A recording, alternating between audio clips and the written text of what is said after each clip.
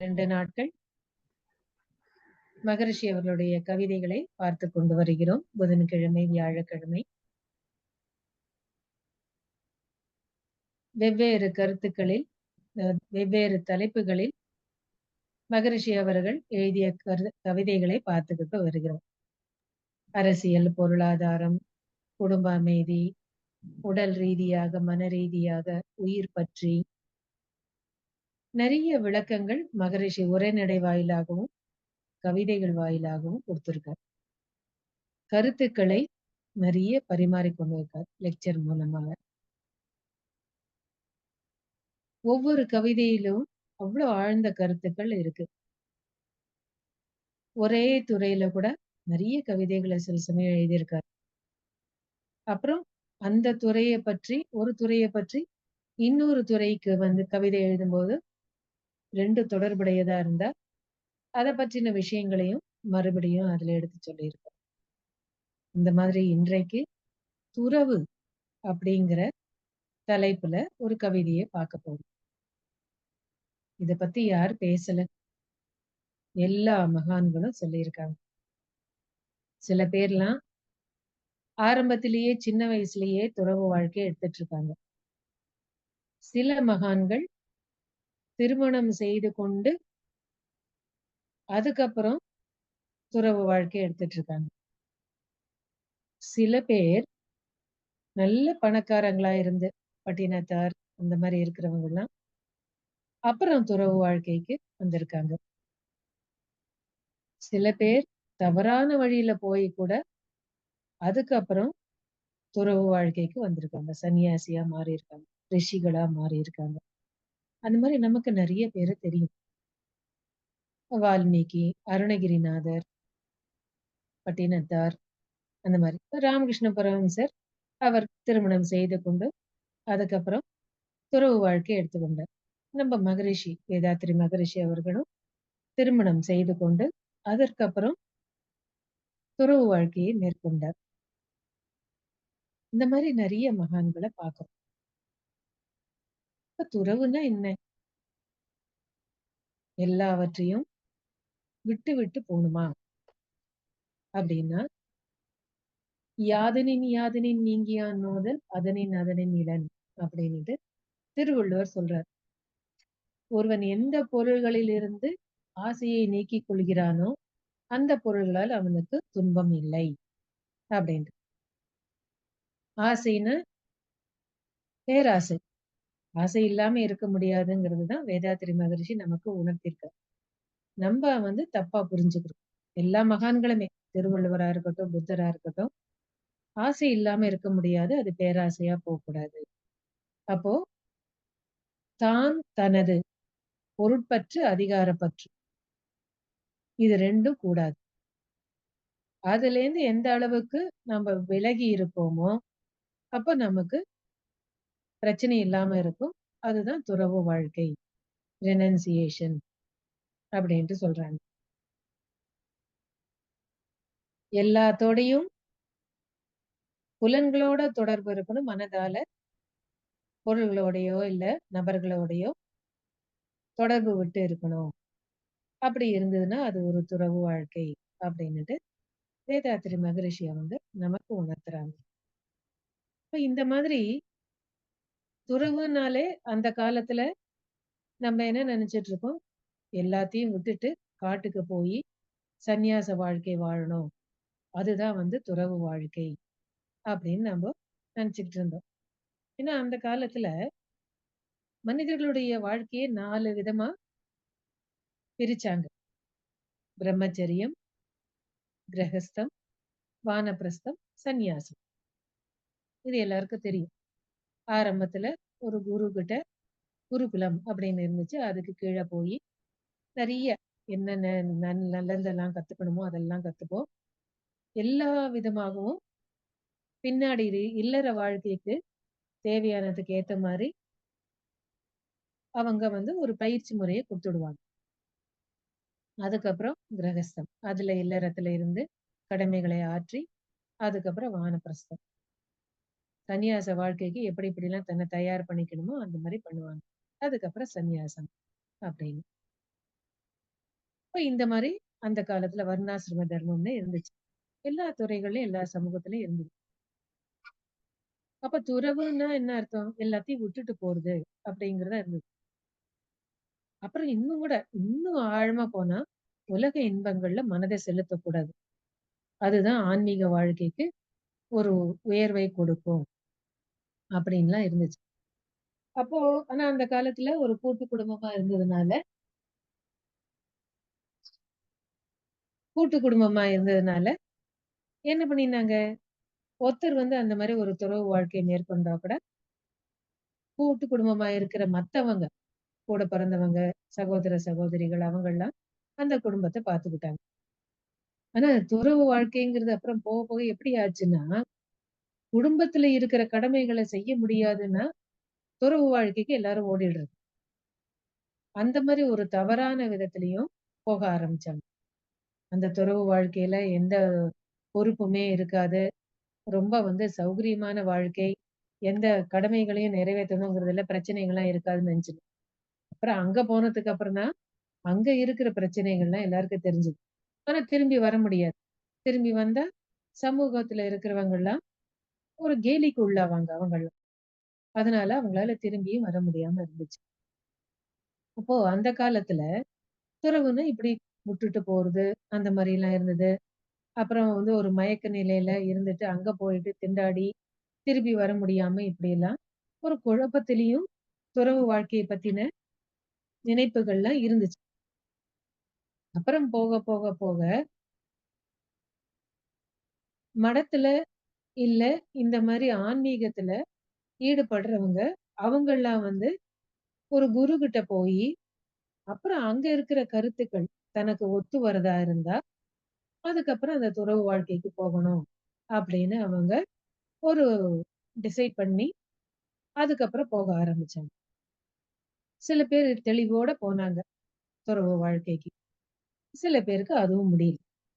ஆனா, குடும்பத்துல இருந்துகிட்டு அந்த கடமைகளை செய்யாம, துறவு வாழ்க்கைக்கு நம்ம போனோம்னா, 2மே சரிப்பட்டு வராது. ஏன்னா, திருமணமாயி குழந்தைங்கலாம் இருந்து, அவங்களுக்கு செய்ய வேண்டிய கடமைய சரியா செய்யாம, அவங்க கஷ்டப்படுற மாரி அவங்கள விட்டுட்டு போயிட்டோம்னா, துறவு வாழ்க்கை நிம்மதியா இருக்காது. அதே மாதிரி துறவு வாழ்க்கையில வந்து அங்க போயிட்டு, அங்க வந்து பிடிக்கல அப்டின்னா, மறுபடியும் குடும்ப வாழ்க்கைக்கு வந்து கடமைகள செய்வதும் ரொம்ப கஷ்டமா தான் இருக்கு. அப்போ துறவுனா என்ன? அப்படிங்கிறத முதல்ல தெரிஞ்சுக்கணும். அத தெரிஞ்சுக்கிட்டா தான் வாழ்க்கையில பிரச்சனை இல்லாம இருக்க முடியும். அப்ப இந்த துறவு வாழ்க்கைங்கிறது குடும்பத்த விட்டு போகணுமா? இல்ல குடும்பத்துல இருந்துகிட்டே செய்யலாமா? இதுக்கு தான் வேதாத்திரி மகரிஷி அவங்க அழகான கருத்த குடுக்குறாங்க. அப்புறம் முதல்ல அந்த கவிதைய பார்ப்போம். அப்புறம் எப்படி அவர் போனார்? அப்படிங்கிறதையும் பார்க்கலாம். என் பிறப்பு, என் மரணம் 2யும் யான் அறியேன். எனினும் அவ்விரு நிகழ்ச்சி என் மனதில் கொண்டே பொன் முதலாய் பொருள் அனைத்தும் ஈட்டுகின்றேன். அவற்றை புவி வாழ்வின் இயல்பொக்க பொதுநலமே கருதி, நன்மை எனும் வழிகளிலே இவற்றை செலவாக்கி, நற்சமயம் வாய்க்குமெனில் அனைத்தையும் அழிப்பேன். இன்முகமும் எளிமையுமே எனது செல்வம். வீடோ ஏக வெளி என யான் துறவு பூண்டேன். அப்படின்ட்டு சொல்றார். சரி. இந்த துறவுக்கு எப்ப வந்தார்? 1961வது வருடம் தன்னுடைய 50வது வயதுல, நான் வந்து சமுதாயத்துக்கு தொண்டு ஆற்றப் போறேன் அப்படின்னு டிசைட் பண்ணிட்டு, அப்படியே அவர் பாட்டுக்கு சொல்லாம கொள்ளாம வரல. எல்லாரையும் கூப்பிட்டார். மனைவி 2 பேரையும் கூப்பிட்டாங்க. அப்புறம் சொந்தக்காரங்கள எல்லாம் கூப்பிட்டு, இந்த மாதிரி நான் வந்து சமுதாய தொண்டு ஆற்றுவதற்கு நான் போகப் போறேன் அப்படின்னு சொன்னார். நன்று ஜனவரி 61ஆம் ஆண்டு, நாள் ஒன்று ஞாயிற்றுக்கிழமை காலை, இன்று நான் உலக சமுதாயத்திற்கு என்னை முழுதும் அர்ப்பணித்துக் கொண்டு விட்டேன். என்றுமே இனி எனது அறிவின் ஆற்றல் யான் ஈட்டுகின்ற பொருள் பொது வாழ்விற்கே. சென்றிடுவேன் ஊரு ஊராய், நாடு நாடாய், சமத்துவ சமாதான தொண்டு செய்வேன். அப்படின்ட்டு சொல்லி எல்லாருக்கும் விருந்து வச்சு, அதுக்கப்புறம் சொந்தக்காரங்ககிட்டயும் சொல்லி, மனைவிகிட்டயும் சொல்லி, அதுக்கப்புறம் மனைவி கிட்ட எப்படி உறுதிமொழியும் குடுத்தார்.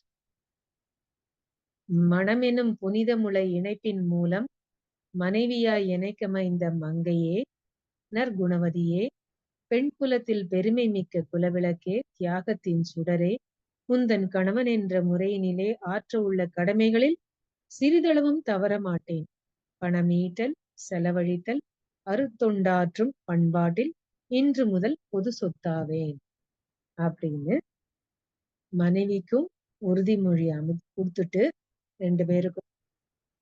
அப்புறம் அவங்களும் அதே மாதிரி 2 வாரம் வாங்கிட்டாங்க. அதுவும் தெரியும். உங்களுக்கு உடம்பு முடியலைன்னா, நாங்க வந்து உங்களுக்கு தொண்டு செய்யணும். எப்போ உங்கள பார்க்கணும்ன்றதோ, அப்போ நாங்க வந்து உங்கள பார்க்கறதுக்கு பர்மிஷன் குடுக்கணும். அப்படின்னு அவங்களும் கேட்டுக்கிட்டாங்க. அப்போ மகரிஷி இப்போ புத்தர் அவங்க மனைவியும், குழந்தையும் விட்டுட்டு போயிட்டாரு. இந்த மாரி சில பேர்லாம் வந்து அவங்க மனைவிக்கு தெரியாம, சொல்லாம கொள்ளாம அவங்க வந்து அது மாரி விட்டுட்டு போயிருந்துப்பாங்க. ஆனா அது வந்து அவங்களுக்கு ரொம்ப ஒரு பெரிய துன்பத்த குடுத்திருக்கும். அதெல்லாம் உணர்ந்து தான் மகரிஷி சொந்தக்காரங்களையும் கூப்பிட்டு பொது வாழ்விற்கு வரப்போறேன், அங்க தொண்டு செய்ய போறேன்னு சொல்லி 2 மனைவிகள் கிட்டயும் அவங்க கிட்ட பர்மிஷன் வாங்கிட்டு, அதுக்கப்புறம் தான் இந்த மாரி நான் சமுதாய தொண்டாற்ற வரப்போறேன். துறவு மேற்கொள்ள போறேன். அப்படின்ட்டு சொல்லிட்டு, பர்மிஷன் வாங்கிக்கிட்டு, அப்புறம் அவங்க கிட்ட அனுமதி கேட்டு தான் செஞ்சேன். "என் பிறப்பு, என் மரணம் 2யும் யான் அறியேன்." இது எல்லாருக்கும் தெரியும். எனினும் அவ்விரு நிகழ்ச்சி என் மனதில் கொண்டேன். எப்ப வேணா இறந்து போயிடுவோம். தெரியாது. அதனால பொன் முதலாய் பொருள் அனைத்தும் ஈட்டுகின்றேன். இதெல்லாம் தேவை. அடிப்படை தேவைகளை பூர்த்தி செய்யணும். அப்புறம் குடும்பத்துல இருக்கிற உறுப்பினர்களுக்கு அவங்களுக்கு அடிப்படை தேவைகள் என்ன இருக்கோ அதையும் பூர்த்தி செய்யணும். அப்ப அதனால ஈட்ட வேண்டும். பொன் முதலாய் பொருள் அனைத்தும் ஈட்டுகின்றேன். இத வந்து 1955ல எழுதியிருக்காரு. அவற்றை புவி வாழ்வின் அவர் ஆனா துறவு அ சமுதாயத்துக்கு தொண்டு ஆற்றேன்னு போனது 6 வருடம் கழிச்சு 1961வது வருடம்.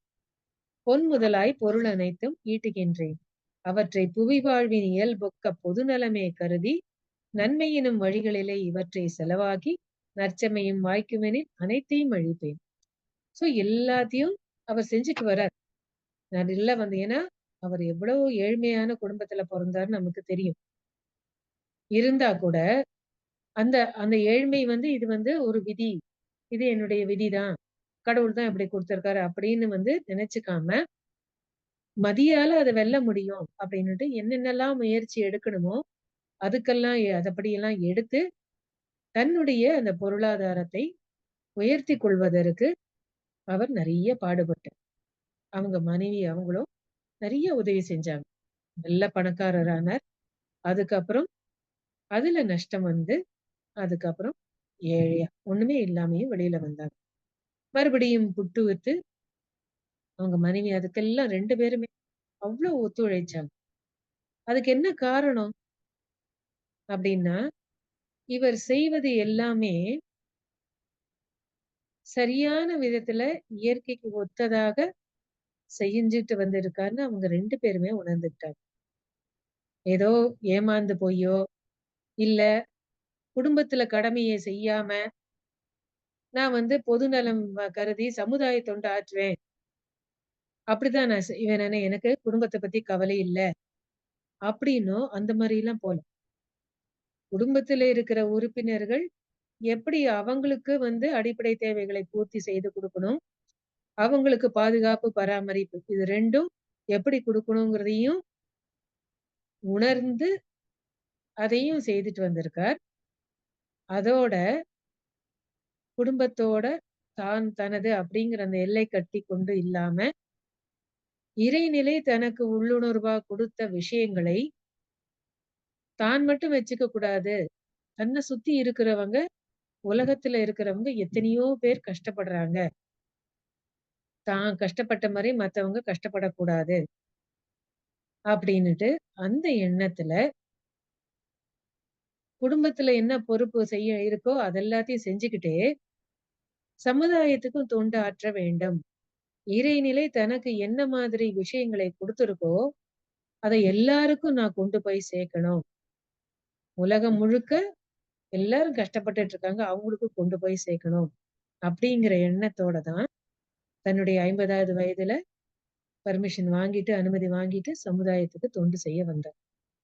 ஆனா அதுக்கு முன்னாடியே அவர் என்னெல்லாம் பொருள் ஈட்டினாரோ, அத வந்து சேமிக்கவும் செய்து, அப்புறம் சமுதாயத்துக்கும் அதை எப்படி பகிர்ந்து குடுக்க வேண்டும் அப்படின்னு அதையும் யோசிச்சு செஞ்சிருக்கார். நல்ல பணக்காரராகி மறுபடியும் வியாபாரத்துல நஷ்டம் வந்தபோது, தனக்கு வந்து யாரெல்லாம் உதவி செய்தாங்களோ, தான் இந்த நிலைக்கு உயர்வதற்கு யாரெல்லாம் உதவி செய்தாங்களோ, அவங்க கஷ்டப்படக்கூடாதுன்னு, அவங்களுக்கு மறுபடியும் வேலை கிடைக்கிற வரைக்கும், தங்கிட்ட இருந்த பொருள்களெல்லாம் விற்று, அவங்க குடும்பத்துக்கும் பாதுகாப்பு, பராமரிப்பு குடுத்து, கடைசி மட்டும் இருந்து, அதுக்கப்புறம் தான் வெளியில வந்திருக்காரு. மனைவியோட. அப்படி வந்தபோதும், அவங்க 2 மனைவிகளும் அவர் செய்தது தப்புன்னுட்டு சொல்லி வருத்தப்படவே இல்ல. அவருக்கு எல்லாமே ஒத்து உதவி இருக்காங்க. அதுதான் பெரிய விஷயம். ஏன்னா, மகரிஷி எப்படிப்பட்டவர்ங்கிறத அவங்க உணர்ந்திருக்காங்க. அதே மாரி மகரிஷியும், அவங்க 2 பேரும் மனம் கோணாம, எப்படி அவங்களுக்கு வந்து வாழ்க்கைய அமைத்து குடுக்கணுமோ, அந்த மாரி அமைத்து குடுத்துருக்காங்க. அதனால தான் 2 பக்கமே பிரச்சனை இல்லாம இருந்திருக்கு. அப்போ மகரிஷி செய்த போதெல்லாம், உதவி செய்த போதெல்லாம், அவர் செய்தது எல்லாமே உணர்ந்து தான் செய்யறார் அப்படின்னு புரிஞ்சுட்டு இருக்காங்க. அதனால தான் "பொன் முதலாய் பொருள் அனைத்தும் ஈட்டுகின்றேன் அவற்றை புவி வாழ்வின் இயல்பொக்க பொது நலமே கருதி நன்மை எனும் வழிகளிலே இவற்றை செலவாக்கி நற்செய்மையும் வாய்க்குமெனில் அனைத்தையும் அழிப்பேன்." அதான் அத்தனையும் குடுத்துட்டாரு. இயல்பு ஒக்க புவி வாழ்வின் இயல்பு ஒக்க பொது நலமே கருதி. என்ன வார்த்தைக பாருங்க. புவி வாழ்வின் இயல்பு ஒக்க அங்கங்க அந்த இயல்பு ஊக்கம், அந்த ஒக்க ஒவ்வொருத்தரும் கஷ்டப்படுறாங்களா? அவங்களுக்கு குடுக்கறது. வேற விதத்துல வந்து துன்பப்படுறாங்களா? அவங்களுக்கு எப்படி உதவி செய்யலாம்? அப்படின்னு புவி வாழ்வின் இயல்பு ஒக்க பொது நலமே கருதி நன்மை எனும் வழிகளிலும் அங்கேயும் உணர்ச்சி நிலையில இல்ல. உணர்வு பூர்வமா யார் யாருக்கு எப்படி எப்படி உதவி செய்யணும் அப்படின்னு அத உணர்ந்து செலவாக்கி நற்செம்மையும் வாய்க்குமெனில் அனைத்தையும் அழிப்பேன். குடுத்துட்டார். அத்தனையும் குடுத்துட்டு வெளியில வந்தார். இன்முகமும் எளிமையுமே எனது செல்வம். வீடோ ஏகவெளி என்று எண்ணி யான் துறவு பூண்டேன். 55ல எழுதியிருக்கார் இத. அப்ப அந்த காலத்திலேயே 55 வயசுலயே 45 வயசு அப்போ அவருக்கு. 44 வயசு. அப்பவே இந்த யோசனை அவருக்கு வந்துருது. இன்முகமும் எளிமையுமே எனது செல்வம். வீடோ ஏகவெளி என்று எண்ணி யான் துறவு பூண்டேன் அப்படின்னு எழுதியிருக்காரு. அப்புறம் 6 வருடம் கழிச்சு, அதுக்கப்புறம் 1961வது வருடம் 50வது வயசுல பர்மிஷன் வாங்கிட்டு கம்ப்ளீட்டா சமுதாய தொண்டு ஆற்றுவதற்கு வரப்போறேன்னு அவர் சொல்லியிருக்காரு. அப்போ அந்த மாதிரி சேர்த்து வச்சு, அந்த வாழ்க்கையும் வாழ்ந்து பார்த்து, அதுக்கப்புறம் அதை எப்படி குடுக்கணும்னு யோசிச்சு, எல்லாவற்றையும் உணர்ந்து, அனுபவித்து, அதுக்கப்புறம் இன்முகமும் எளிமையுமே எனது செல்வம். வீடோ ஏகவெளி என்று எண்ணி யான் துறவு பூண்டேன்.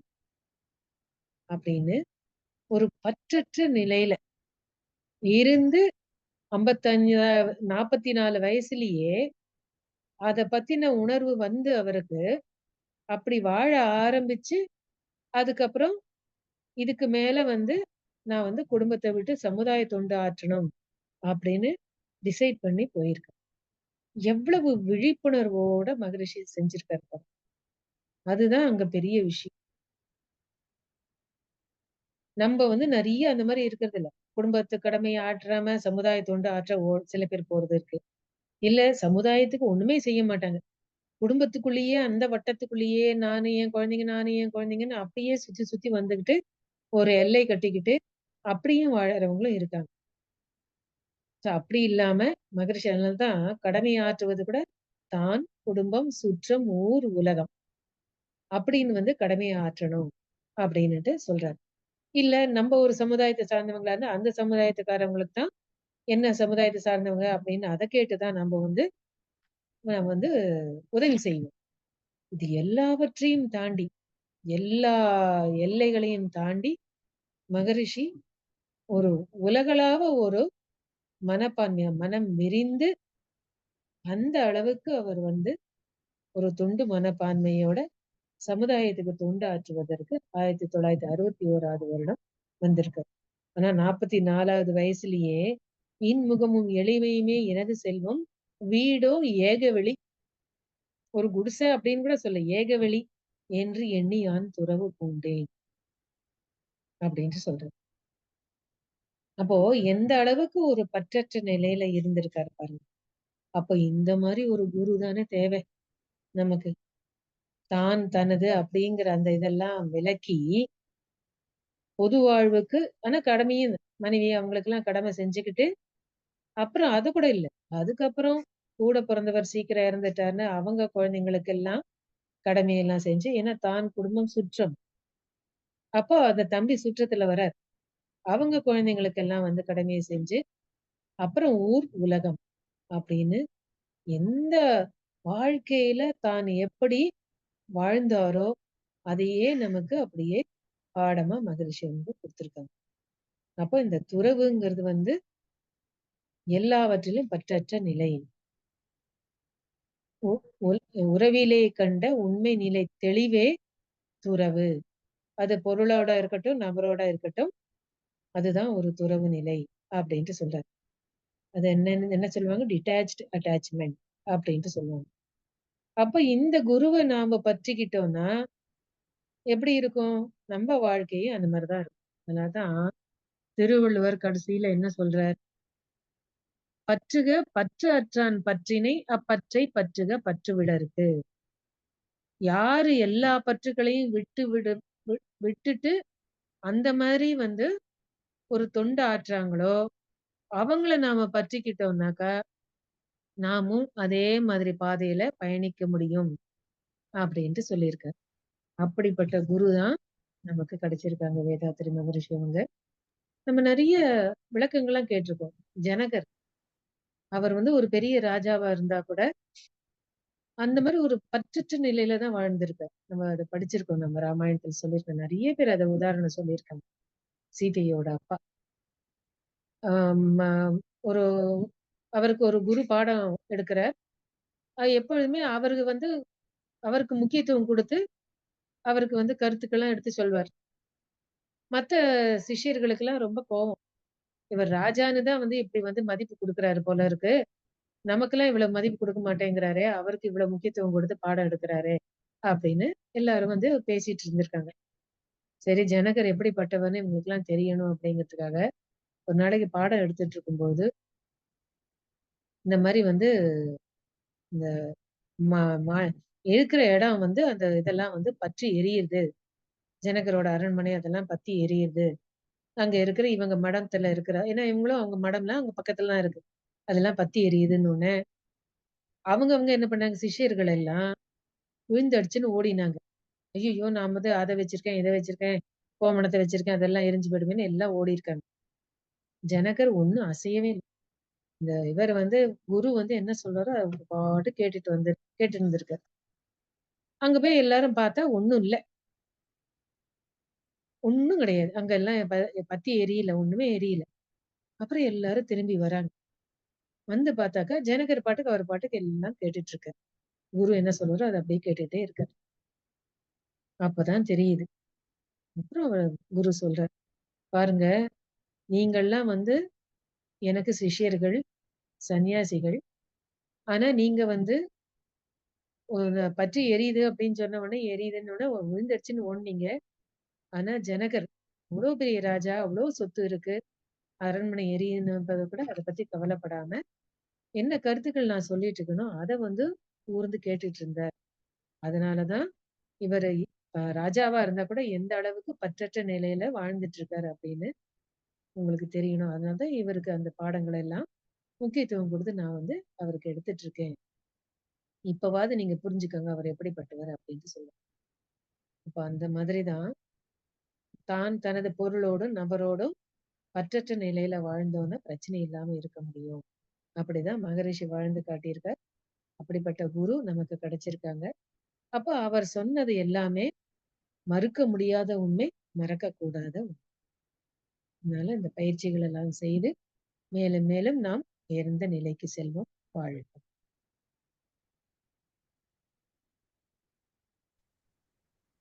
வாழ்க வளமுடன் அம்மா. வாழ்க வளமுடன்! வாழ்க! அருமையான ஒரு சிந்தனை. உறவு என்பதை